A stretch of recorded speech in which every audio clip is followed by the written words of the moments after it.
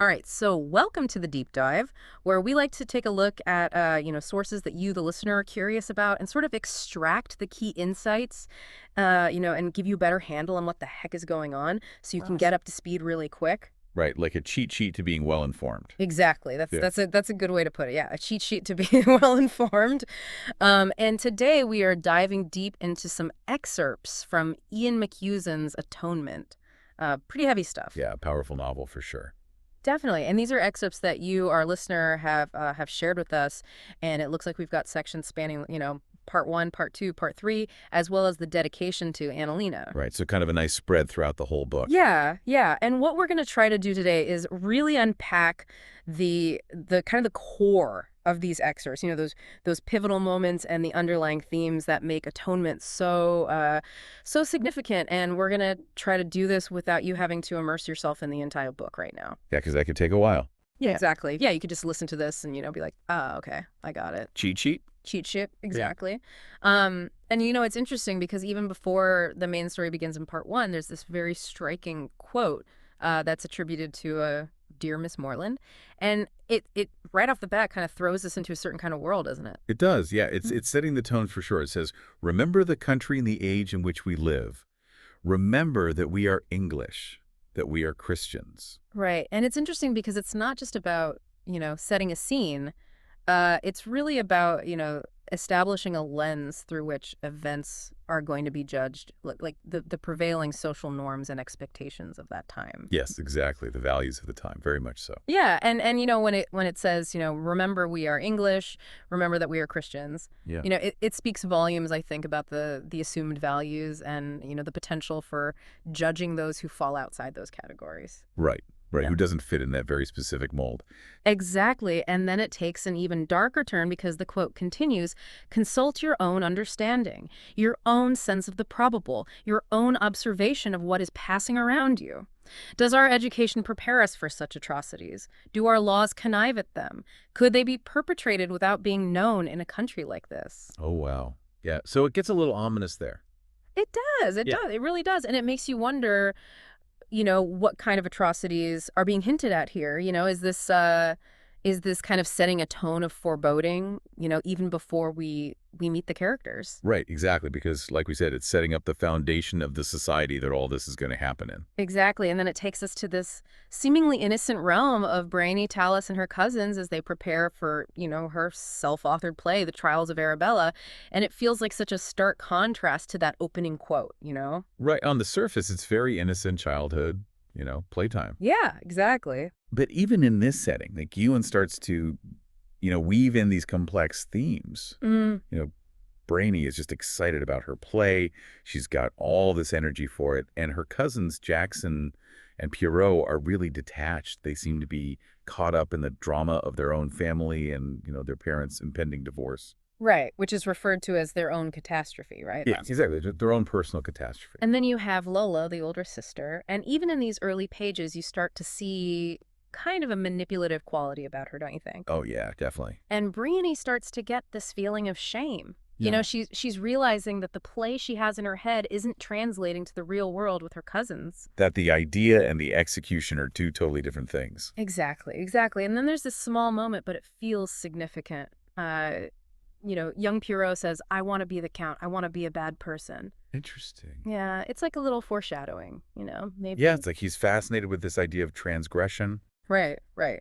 And it kind of plants this seed in the reader's mind about, the nature of good and bad, even in this very, youthful context. Right, exactly. Like, what does it even mean to be bad? Yeah, and then we get to the rehearsal scene itself, and it's just so wonderfully awkward. Yeah, so much cringe. Yeah, Jackson, he can't even say the word inexperience, he keeps stumbling over it. Well, he's just a kid. Yeah, yeah, but it's just funny, and then Lola's just off in her own world smiling to herself.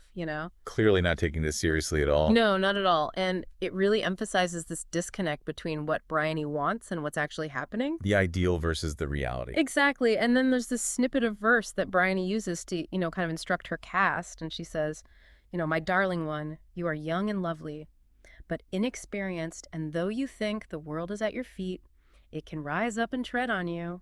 Wow, that's pretty heavy for a children's play. I know, right? It's like, even in this kind of innocent setting, there's these themes of, vulnerability and inexperience, and the idea that the world can be a cruel Yeah, place. it's like a little microcosm of what's going to happen later in the novel. Exactly, exactly. And from this kind of, youthful awkwardness, we move to this very pivotal scene by the fountain involving Cecilia and Robbie. And this incident with the broken vase, it seems like a small thing, but it really acts as a catalyst for what's to come. Yeah, it sets off a chain of events. Yeah, and Cecilia's reaction is so dramatic. She jumps into the fountain, fully clothed to get the pieces of the vase. Yeah, that's not how most people would react. No, definitely not. And Robbie, who admits, he hasn't really noticed Cecilia before, is suddenly completely captivated by her. He's fixated on her wet clothes and It's everything. like a switch flips for him. Right. And it's interesting because his feelings are clearly growing, but she's, angry and frustrated with him. So much tension. So much tension. Yeah. And then we have Robbie's letter. Oh boy, this is where things start to go wrong. It really is. And Briony finds this letter and, she interprets it in a way that's colored by her age and, maybe a little bit of jealousy towards Cecilia. Yeah, she doesn't have the life experience to really understand what she's reading. Exactly. And it's this misinterpretation that really fuels the tragedy that's about to unfold. Right, and it's important to remember the power dynamics at play here. Right. Robbie's from a lower social class than Cecilia, and Bryony's reading of this very personal letter makes her think that something inappropriate is happening. Yeah. And then there's that scene in the library where she sees Cecilia and Robbie, and because of what she thinks she knows from the letter, she interprets it as an attack. Her imagination is running wild at this point. It really is, and McEwan does such a good job of showing us the scene from Bryony's limited perspective. We see these fragmented images, and it's clear that she's filling in the gaps with her own assumptions. She's creating a story in her head that isn't necessarily true. Exactly, and this act of misinterpretation becomes like the driving force of the whole plot. It really does. It's the catalyst for everything. Okay, so then we have this super awkward dinner party that happens after the twins go missing, and the atmosphere is so thick with tension. Yeah, you could just feel the discomfort. The food sounds gross, and Cecilia and Robbie are clearly trying to avoid each other, and then there's Bryony, just staring at them. Yeah, it's a really well-crafted scene. Oh, yeah, and then you have Leon and Paul Marshall just chatting away, completely oblivious to everything that's going on. Like they're in a different world. Totally, and it just emphasizes how isolated Cecilia and Robbie are in this moment. Yeah, trapped by societal expectations and Bryony's judgment. Okay, so then we get to the part where Bryony confronts Lola late at night, and this is where everything changes. Lola confirms Bryony's suspicion, saying it was Robbie. And Lola's reaction to saying that is really interesting. It's described as this like physical shift, and it makes you question, what's going on in her head. Is she relieved? Is she scared? Is she manipulating the situation? Yeah, we don't know. McEwan leaves it open to interpretation. He does, and then the police arrive, and Bryony does something impulsive and really damaging. She gives them Robbie's letter as evidence. She thinks this is going to prove that she's right. She does, but the reaction from the policeman and even Leon is pretty muted. Yeah, it's like they're not totally convinced. Right. It suggests that maybe Bryony's interpretation of the letter isn't the whole truth. Which is a really important point because her whole accusation is based on that letter. Exactly. Okay, so now we jump ahead to part 3, and we're suddenly in a completely different world. We're seeing Robbie's experience as a soldier during the retreat from Dunkirk, and it is brutal. Yeah, it's a total shift in tone. We're thrown into this chaos of exhausted soldiers and destroyed vehicles and terrified civilians, and Robbie is just trying to survive. He's just focused on getting through the day. Yeah, and he's clinging to this hope that he'll see Cecilia again. Which is really heartbreaking when you think about everything that's happened. It is. And then there's this really powerful encounter that he has with these 2 French brothers and their mother, and she just hates all soldiers because her oldest son died in World War I. Yeah, it's a reminder of the long-lasting impact of war. It really is. War creates this shared experience of pain and loss. Exactly, and it doesn't discriminate. Nope. Okay, so then we shift again to Bryony's experience as a nurse in a wartime hospital, and it's a really harsh contrast to her privileged upbringing. Yeah, she's seeing the reality of war up close and personal. She is. It's constant work, and there's so much suffering, and the rules are really strict. Like that story about Nurse Langland getting in trouble for calling a patient by his first name. I know it seems like a small thing, but it shows how dehumanizing war can be. It's all about maintaining distance and control. Right. And then Briony has this brief encounter with a French soldier who's delirious, and he mistakes her for his sister, and he mentions Robbie. Wow, another connection to her past, Yeah, it's like a reminder that she can't escape what she's done. no matter how hard she tries. Okay, so later on, we see Briony trying to write about these events, and she gets some feedback from an editor that's really insightful, but also kind of brutal. Yeah, the editor doesn't hold back. No, they don't. They point out that her writing lacks plot and that she's focusing too much on description and not enough on storytelling. And they also point out that she might be misinterpreting that scene with the vase. Yeah, they say that maybe she didn't even see the vase break, which is huge. Right, because her whole accusation against Robbie hinges on her seeing that. It does, and it makes you question everything she said. It really does. Okay, so then we have this very tense meeting between Briony, Cecilia, and Robbie years after everything happened, and the atmosphere is so strained. Yeah, Robbie is understandably angry.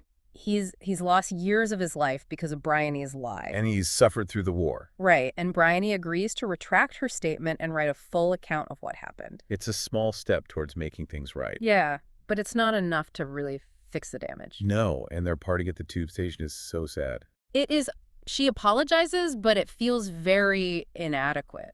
Yeah, there are no words that can really make up for what she did. Okay, so in the final excerpts, we hear from the author herself, the older Briony, and we learn that she's been diagnosed with vascular dementia. Wow, that's a game changer.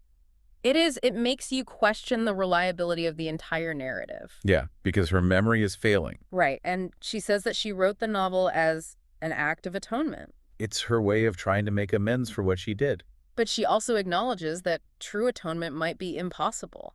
especially for a novelist who has control over the story. Right. She can give her characters a happy ending, but she can't undo the harm she caused in real life. And she doesn't let them forgive her in the novel. Right. She knows that some things can't be forgiven. It's a powerful ending. It really is. So after looking at all these excerpts, what do you think are the main takeaways here? I think the biggest one is the destructive power of misinterpretation. You know, how our limited perspectives and biases can lead to really serious consequences. Yeah, and that's especially true when it comes to children. They don't have the same understanding of the world as adults do. Exactly. And I think another big theme is guilt and responsibility and how difficult it can be to atone for our mistakes. Right, and we also see the impact of war on both a personal and societal level. Yeah, it's not just about the fighting. It's about the lasting trauma and the way it shapes people's lives. Definitely. And then there's the exploration of storytelling itself. Yeah. How the author chooses to shape the narrative and how memory can be unreliable. Yeah, it makes you question what's real and what's not. So if we think about you, our listener, these excerpts really highlight how important it is to be aware of our own biases and to try to understand different perspectives. Exactly. We all have limited viewpoints, and it's important to be open to other people's experiences. And I think it also shows how crucial it is to be careful about the stories we tell ourselves and others. Yeah, because our words can have a real impact on people's lives. So I guess the question for you to consider is can art ever truly atone for real-world wrongdoing? It's a tough question, and there's no easy answer. No, there isn't. And it's something that McEwan really grapples with in this novel. He does, and it's something that I think we all need to think about. Definitely. So if you found these excerpts interesting, I encourage you to read the whole book. I second that it's a really powerful and thought-provoking read. It is, and it will stay with you long after you finish it. All right, well, that's all the time we have for this deep dive. Thanks for listening. Thanks, everyone. And until next time, happy reading. Happy reading.